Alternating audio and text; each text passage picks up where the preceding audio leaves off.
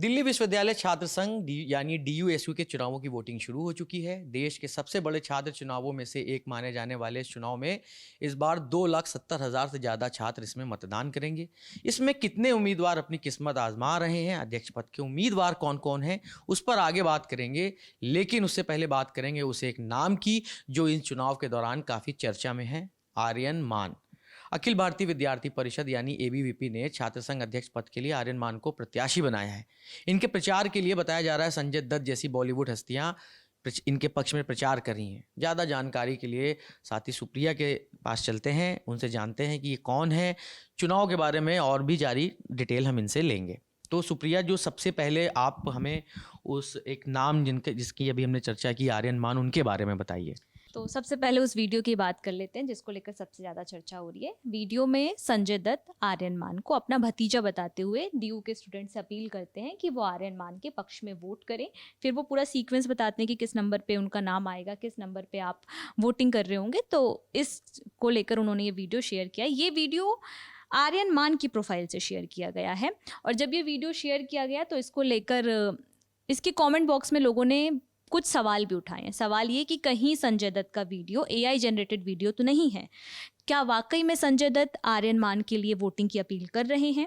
ये सवाल उठाए गए हैं कमेंट बॉक्स में कुछ लोगों की तरफ से। लोगों का कहना है कि हो सकता है फर्जी वीडियो, बट इस पे ना तो आर्यन मान की ओर से कोई सफाई आई है, ना ही अब तक जब हम ये वीडियो रिकॉर्ड कर रहे हैं उस वक्त तक संजय दत्त की ओर से कोई सफाई आई है। इस बीच अगर हम आर्यन मान की इंस्टाग्राम प्रोफाइल को देखेंगे तो उन्होंने और भी कुछ एक्टर्स के वीडियो शेयर किए जो उनके पक्ष में वोट डालने की अपील कर रहे हैं। इसमें रणदीप हुड्डा है, रवि किशन है, ये लोग भी आर्यन मान के लिए वोट डालने की अपील कर रहे हैं। अब हम पहले सवाल के दूसरे हिस्से पे आते हैं, जो कि आर्यन मान कौन है। तो आर्यन मान हरियाणा के बहादुरगढ़ के रहने वाले हैं, ऐसा कहा जा रहा है और कुछ मीडिया रिपोर्ट्स में ऐसा दावा भी किया जा रहा है कि आर्यन मान के पिता और उनकी फैमिली का शराब का बहुत बड़ा कारोबार है और हरियाणा की राजनीति में ये लोग काफ़ी लंबे समय से एक्टिव रहे हैं। और इसके अलावा आर्यन मान हंसराज कॉलेज से ग्रेजुएशन की है और फिलहाल वो दिल्ली यूनिवर्सिटी में लाइब्रेरी साइंस से पोस्ट ग्रेजुएशन कर रहे हैं। तो सुप्रिया, अब हमको आप ये बताइए कि अध्यक्ष पद के कितने उम्मीदवार हैं और किस किस पार्टी की ओर से कौन कौन उम्मीदवार बने हैं। देखिए, चुनाव में 4 पद के लिए कुल 21 उम्मीदवार मैदान में है। इस बार अध्यक्ष पद के लिए 9 उम्मीदवार, उपाध्यक्ष के लिए 3, सचिव पद के लिए 4 और संयुक्त सचिव पद के लिए 5 उम्मीदवार मैदान में। तो हम सबसे पहले अध्यक्ष पद की बात कर लेते हैं क्योंकि सबसे ज़्यादा चर्चा इसी पद की होती है। तो अध्यक्ष पद के लिए जो 9 उम्मीदवार मैदान में है उसमें एनएसयूआई से जोसलीन नंदिता चौधरी मैदान में है। जोसलीन के सामने एबीवीपी से आर्यन मान है, जिनका भी हमने जिक्र किया, उनके बारे में डिटेल में आपको बताया। वहीं निर्दलीय प्रत्याशी उमांसी लांबा इस चुनाव में उतरी हैं और उनके उतरने से चुनाव काफी दिलचस्प और त्रिकोणीय हो गया है। कैसे?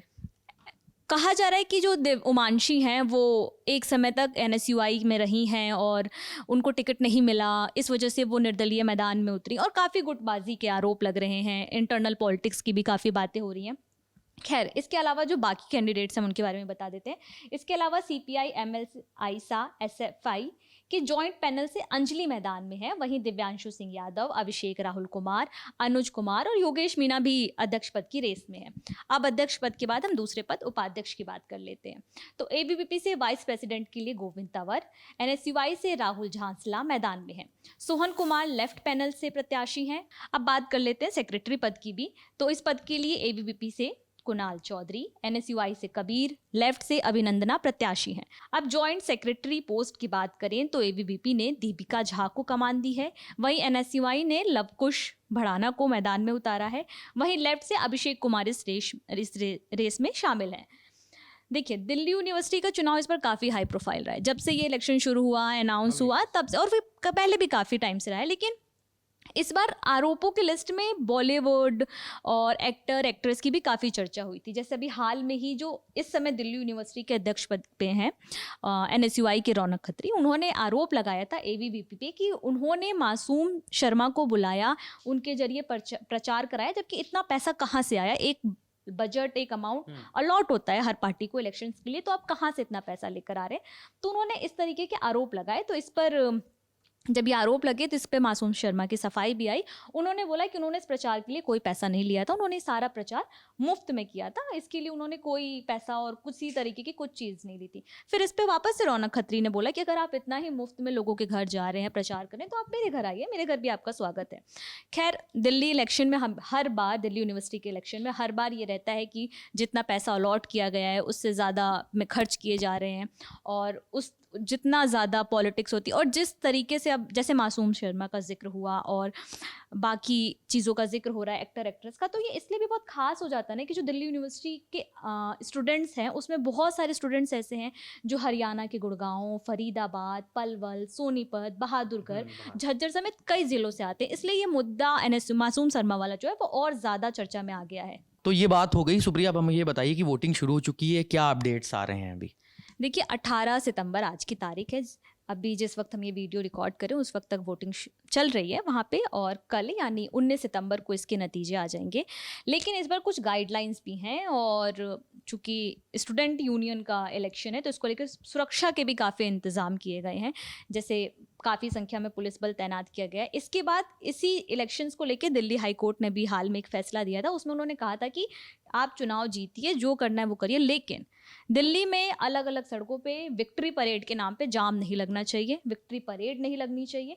जश्न मनाइए, लेकिन कानून के दायरे में रह के आपके जश्न मनाने के तरीके से किसी दूसरे शख्स को, आम लोगों को कोई दिक्कत नहीं होनी चाहिए। अब दिलचस्प होगा कि कल के नतीजे क्या कहते हैं।